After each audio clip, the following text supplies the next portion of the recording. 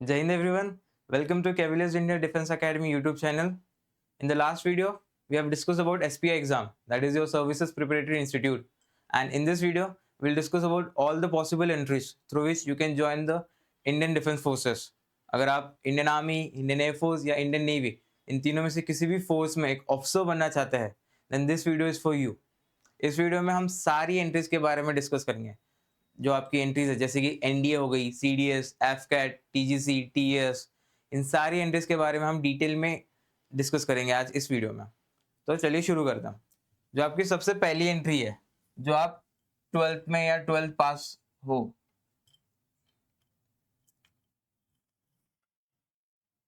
तो सबसे पहली एंट्री है दैट इज योर एनडीए. इसका full form national defence academy, जो कि सिचुएटेड है खड़गवासला, पुणे में. एंड जो इसका एग्जाम है ये कंडक्ट कराते हैं यूपीएससी. साल में 2 बार कंडक्ट कराता है. जो आपका एनडीए 1 है ये आपका होता है अप्रैल मंथ में, एंड जो एनडीए 2 है आपका ये आपका होता है सितंबर में. अगर इसकी एज लिमिट की बात करें आप, जो एज क्राइटेरिया है इट्स फ्रॉम 16.5 टू 19.5. यानी अगर आप 16.5 साल से 16.5 से 19.5 साल के बीच में है तो आप ये एग्जाम दे सकते हैं. एंड अगर इसकी एजुकेशनल क्वालिफिकेशन की बात करें तो यू शुड बी इन 12. आप 12th पास होने चाहिए या 12th में होने चाहिए. ठीक है. एंड जो एनडीए का जो पेपर है इट्स डिवाइडेड इनटू 2 पार्ट्स. यानी जो एनडीए का पेपर है ये 2 भाग में डिवाइडेड है. सबसे पहला मैथ्स एंड दूसरा है गैट. अब मैथ्स तो सबको पता है क्या होता है. जो गैट है it's your general ability test. इसमें आपके सब्जेक्ट्स आते हैं, जैसे कि जो सबसे पहला सब्जेक्ट है ये आता है, इसमें मैं यहाँ लिखता हूँ, जो है इंग्लिश. उसके बाद बायो, केमिस्ट्री, फिजिक्स, ज्योग्राफी, आपका हिस्ट्री, पॉलिटिक्स, इकोनॉमिक्स एंड आपका करंट अफेयर्स. ये सारे सब्जेक्ट्स आते हैं आपके गैट में. एंड जो मैथ्स का होता है it is of your 300 marks. यानी ये 300 मार्क्स का होता है आपका पेपर. एंड जो गैट है ये आपका होता है 600 मार्क्स का. इसमें मैथ्स में आपको हर सही क्वेश्चन पे आपको प्लस 2.5 मिलेगा. यानी अगर आप एक क्वेश्चन सही करते हैं तो आपको 2.5 मार्क्स मिलेगा. एंड इसमें नेगेटिव मार्किंग भी होती है, दैट इज योर 0.83. यानी अगर आप एक क्वेश्चन गलत टिक करते हैं तो आपका 0.83 मार्क्स कटेगा. एंड इन गैट आपका जो प्लस पॉइंट होता है आपको +4 मिलता है एक सही क्वेश्चन करने पे. एंड इसमें होता है -1.33. यानी आपका जो टोटल क्वेश्चन पेपर है इट्स अबाउट 900 मार्क्स. आपका 900 मार्क्स का क्वेश्चन पेपर होता है एनडीए का, जिसमें से जो जनरली कट ऑफ निकलती है हर साल दैट इज अराउंड 300-350 के ऊपर निकलती है. ठीक है. तो अगर आपको एनडीए क्लियर करना है तो सबसे पहले आपको रिटन एग्जामिनेशन क्लियर करना होगा, जिसका कट ऑफ नियरली अराउंड 350-380 के अराउंड जाता है हर साल. अगर आप रिटन क्वालिफाई करते हैं इसके बाद आपका होता है एसएसबी प्रोसीजर, जिसमें आपका 5 दिन का एसएसबी प्रोसीजर होता है. एसएसबी के बारे में हम नेक्स्ट वीडियो में डिस्कस करेंगे. ठीक है. ये होती है आपकी सबसे पहली entry, that is your NDA entry. जो सेकेंड एंट्री है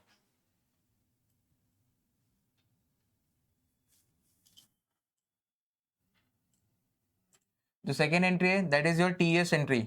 यानी ये आर्मी टेक्निकल एंट्री स्कीम है, that is your TS entry. ठीक है. ये भी आप जब 12th में होते हो आप तभी दे सकते हो. इसमें रिटन एग्जामिनेशन नहीं होता है. लाइक जैसे एनडीए में जो पहला रिटन एग्जामिनेशन होता था, इसमें वो रिटन एग्जामिनेशन नहीं होता है. इसमें आपका जो 12th है, मिनिमम एजुकेशन क्वालिफिकेशन आपका 12th होना चाहिए. 12th में आपका 60% होना चाहिए. एंड पीसीएम यानी फिजिक्स, केमिस्ट्री, मैथ्स होना चाहिए आपके 12th में. जो पीसीबी वाले बच्चे हैं, आर्ट्स वाले बच्चे, वो एग्जाम ये वाला एंट्री नहीं दे सकते हैं. ठीक है. इसमें आपको 12th में 60% लाना होगा पीसीएम में. उसके बाद आपको जेई मेंस देना होगा। JEE mains and JEE advance होता है ना, उसमें से आपको सबसे पहले जेई मेंस क्वालिफाई करना होगा। एंड इसका जो कट ऑफ होता है, ये जो बेस करता है आपका इन दोनों के बेसिस पे बेस करता है। इन दोनों को ऐड किया जाएगा एंड इनके बेसिस पे ही आपकी एक शॉर्ट लिस्टेड लिस्ट निकलेगी। अगर आपका नाम उसमें आता है then you will proceed for your SSB exam. ठीक है, इसमें कोई भी रिटन एग्जामिनेशन नहीं होता है।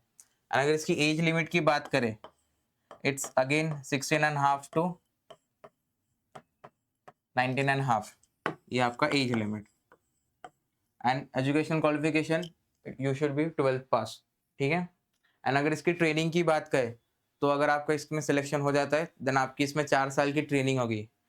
आपकी सबसे पहले 3 साल की ट्रेनिंग होगी कैडेट ट्रेनिंग विंग में, एंड उसके बाद 1 साल की ट्रेनिंग आपकी आईएमए या फिर ओटीए गया, इन दोनों में से किसी एक एकेडमी में आपकी ट्रेनिंग होगी। इसके बाद की जो एंट्री है that is your Indian navy BTech entry. इसको हम जनरली कैडेट एंट्री स्कीम भी बोलते हैं। इसमें जो एज लिमिट है दैट इज, मैं यहाँ पे लिख देता हूँ, ये इंडियन नेवी के लिए है। ठीक है, दैट इज योर, इसका जो एज लिमिट है इट्स अराउंड 16.5 to अगेन 19.5। इसकी एजुकेशनल क्वालिफिकेशन बात करें, मैं यहाँ पे सिर्फ ई लिख रहा हूँ। यू शुड बी 12th पास।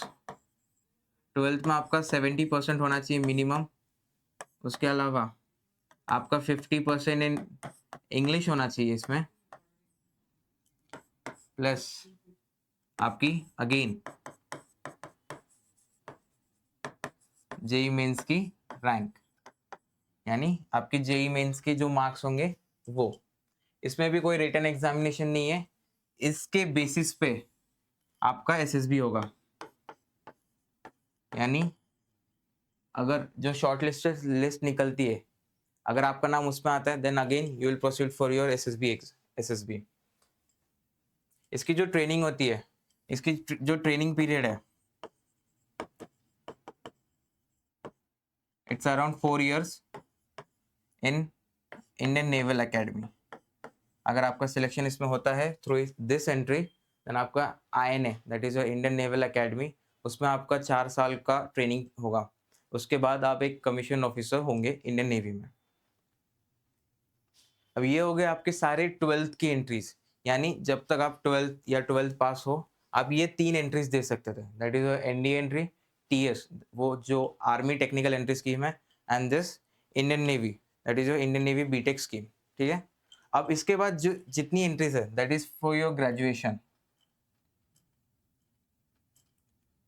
यानी अगर आप एक ग्रेजुएशन, आपकी ग्रेजुएशन हो चुकी है या आप फाइनल ईयर ऑफ ग्रेजुएशन में है, देन इसके बाद की जो भी एंट्रीज है आप वो दे सकते हो। जो सबसे पहले जो ग्रेजुएशन में एंट्री आती है that is your CDSE exam. CDS यानी कंबाइंड डिफेंस सर्विसेज एग्जामिनेशन। ये भी अगेन आपका यूपीएससी कंडक्ट कराता है, साल में 2 बार होता है, that is in the month of April and September. इसकी जो एज लिमिट है इट्स अराउंड 20 to 24, यानी अगर आप 20 से 24 साल के हैं तो आप ये एग्ज़ाम दे सकते हैं। ठीक है, अब इसमें भी कुछ क्राइटेरिया है, जैसे कि ये वाला जो है it's only for your IMA, AFA and INA, ये इसकी एज लिमिट है। अगर आप ओटीए की बात करें देन इट्स फॉर 20 to 25। ठीक है, अगर इसकी एजुकेशन क्वालिफिकेशन की बात करें तो आप ग्रेजुएशन पास होने चाहिए या फिर ग्रेजुएशन के फाइनल ईयर में होने चाहिए। एंड आपका ग्रेजुएशन में 60%, सीडीएस के लिए कोई परसेंटेज क्राइटेरिया अभी तक है नहीं। लाइक अगर आप सिर्फ ग्रेजुएशन पास भी है, चाहे आपका परसेंटेज 40 हो या 90 हो, इससे कोई मैटर नहीं करता सीडीएस एग्जाम के लिए। ओके, एंड इसका जो पेपर होता है, इसका पेपर डिवाइडेड है 3 पार्ट्स में। जो सबसे पहला आता है दैट इज योर इंग्लिश, उसके बाद आपका जीके, उसके बाद आपका मैथ्स। अब जो अब जिसको IMA, AFA या INA, that is Indian military academy, Indian air force academy या इंडियन नेवल एकेडमी, इन तीनों में से किसी एक एकेडमी ज्वाइन करनी है, देन आपको ये तीनों एग्जाम देने पड़ेंगे, that is English, GK and maths. लेकिन अगर आप एक OTA ज्वाइन करना चाहते हैं, देन आपको सिर्फ इंग्लिश एंड जीके देना पड़ेगा, मैथ्स देने की जरूरत नहीं है। बट जो CDS के थ्रू OTA जाता है, it's only short service commission, यानी ये आपका, इसमें आपको 10 साल की सर्विस होगी, उसके बाद आप चाहे तो ले सकते हैं, रिटायरमेंट ले सकते हैं, या फिर आप अपना 4 साल का एक्सटेंशन कर सकते हैं, that is 10+4 it's 14 years of services through OTA। जबकि IMA, AFA and INA it's your permanent commission, ठीक है। अगर आप इसके एग्जाम पैटर्न की बात करें तो इसका इन तीनों का एग्जाम होता है 2 घंटे का, यानी 2 घंटे 2 घंटे 2 घंटे, जो ये तीनों 100 मार्क्स के होते हैं, ठीक है। अब जो इंग्लिश है, इसमें आपके जो क्वेश्चंस होते हैं, मैं यहाँ पे टोटल नंबर क्वेश्चन TQ लिख रहा हूँ, टोटल क्वेश्चंस आपके होते हैं 120। इसमें आपको पॉजिटिव जो मार्क है दैट इज योर 0.83, एंड इसमें आपका नेगेटिव है 0.27। सेम गोज फॉर जीके, आपका जो टोटल क्वेश्चंस है दैट इज योर 120 क्वेश्चंस रहेंगे आपके, प्लस आपको 0.83 मिलेगा हर सही सवाल पे, एंड अगर आप गलत करते हैं that is your 0.27 negative marking. अगर आप मैथ्स की बात करें, total number of questions is 100, and इसमें आपको +1 मिलता है अगर आप सही जवाब देते हैं, and 0.33 is your negative marking. And in तीनों को आपको 2-2 घंटे का पेपर रहता ही है, एंड टोटल पेपर आपका 300 मार्क्स का रहता है for IMA, AFA and INA, and 200 marks का रहता है for your OTA, that is your officers training academy. अब इसके बाद जो एंट्री है that is your AFCAT entry, यानी एयरफोर्स कॉमन एडमिशन टेस्ट। ये भी साल में 2 बार होता है, ठीक है, ट्वाइस अ ईयर। अभी जो AFCAT एग्जामिनेशन है, अभी आपकी एक EDCIL बोल के एक कंपनी है, ये कंडक्ट कराती है आपका AFCAT exam from this year, ठीक है। एंड अगर आप इसकी बात करें तो इसमें आपके मेनली जो सब्जेक्ट्स आते हैं that is your maths, English, reasoning and military aptitude,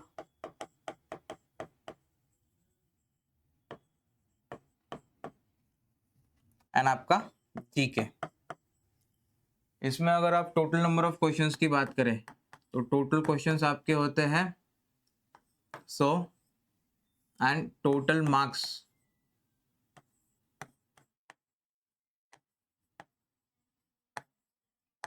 ये आपका 300 मार्क्स का पेपर होता है। इसमें आपको +3, यानी हर सही सवाल पे आपको +3 मिलता है, and negative marking is your 1 marks. अगर आपका क्वेश्चन गलत होता है, आप गलत आंसर टिक करते हैं, तो आपको 1 मार्क्स नेगेटिव में जाएगा। And again it is not your permanent commission, ये आपका शॉर्ट सर्विस कमीशन है, यानी इसमें आप सिर्फ 14 साल की सर्विस कर सकते हैं। अगर आपको परमानेंट कमीशन पे जाना है देन डिपेंड्स करता है, अगर आप बाद में सर्विस के बाद अगर आपकी वैकेंसीज है, उस सब वैकेंसीज के ऊपर डिपेंड करता है कि आपको शॉर्ट सर्विस से परमानेंट कमीशन में लेके आए।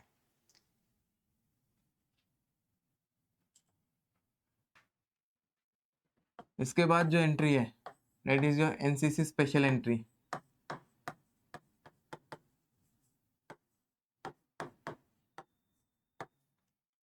NCC स्पेशल एंट्री स्कीम उन्हीं के लिए जिनका NCC में C सर्टिफिकेट हो चुका हो। इसकी जो क्वालिफिकेशन है, educational qualification, that is your graduation, and अगर एज लिमिट की बात करें तो 20 से 25 साल, एंड आपका NCC C सर्ट में मिनिमम आपका अल्फा ग्रेड या फिर ब्रावो ग्रेडिंग, अगर आपका एनसीसी सर्टिफिकेट जो एग्जामिनेशन होता है उसमें अगर आपका अल्फा या फिर ब्रावो भी है, देन आप इस एंट्री के लिए एलिजिबल है। इस एंट्री की खासियत ये है कि इसमें कोई भी रिटन एग्जामिनेशन नहीं होता है, it is your direct entry. अगर आपका ग्रेजुएशन में सब जब पहले तक होता था that is your 50% in graduation, but अभी चेंज हो चुका है। अभी क्या होता है, अभी जो नया पैटर्न है उसमें ये क्या करता है, जो अल्फा ग्रेडिंग है, अगर आपका एनसीसी सी सेट में अल्फा है तो आपको 50 पॉइंट्स मिलता है, एंड अगर आपको ब्रावो आया है तो यू विल गेट 25%। एंड अगर आपका कॉलेज में 60% है एंड आपको 0 मार्क्स मिलेंगे। 60 से 64, 64 से 70, इन्होंने अभी परसेंटेज को डिवाइड कर दिया है। यानी एक अगर आपका इतना 60 से 64% है तो आपको 5 मार्क्स मिलेंगे। एंड इसका जो शॉर्ट लिस्ट निकलेगी that is your alpha and Bravo grading, इनकी ग्रेडिंग का एक परसेंटेज ऐड करेंगे एंड आपका ग्रेजुएशन परसेंटेज, इन दोनों के बेसिस पे आपकी जो शॉर्ट लिस्ट निकलती है। एंड अगर आपका नाम उसमें आता है तो देन आप you will go directly for your SSB. ठीक है, इसमें कोई भी रिटन एग्जामिनेशन नहीं होता है। एंड इसके बाद जो एंट्री है that is your TGC entry, technical graduate course. इस एंट्री की खास, पहले ये भी एक रिटन एग्जामिनेशन नहीं होता था। नाउ टीजीसी एंट्री, जिसका जो फुल फॉर्म है टेक्निकल ग्रेजुएट कोर्स, पहले तक क्या होता था कि ये भी आपकी एक डायरेक्ट एंट्री होती थी, but from this year it has been change. अभी क्या होगा, इसमें भी आपका रिटन एग्जामिनेशन होगा जिसमें आपका बेसिक इंग्लिश, जीके एंड आपका जो टेक्निकल कोर्स है, टेक कोर्स, जिस कोर्स के लिए आप अप्लाई कर रहे हैं उस कोर्स का एग्जाम होता है।